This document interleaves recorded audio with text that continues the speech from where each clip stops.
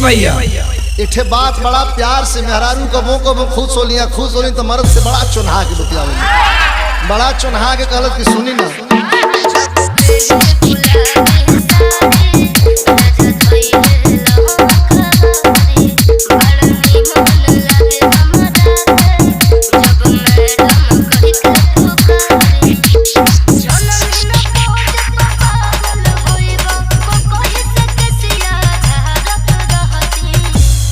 कलश देख भौजी मजाक मत कर।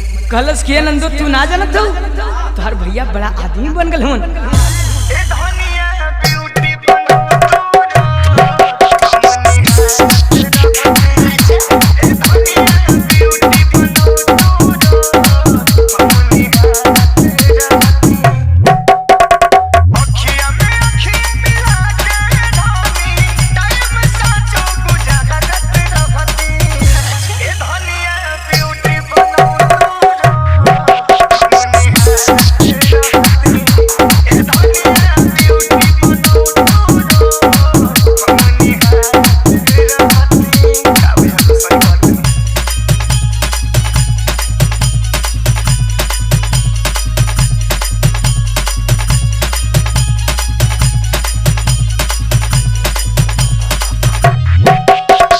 डीजे सिद्धांत बाबू, डीजे सिद्धांत बाबू, डीजे सिद्धांत बाबू।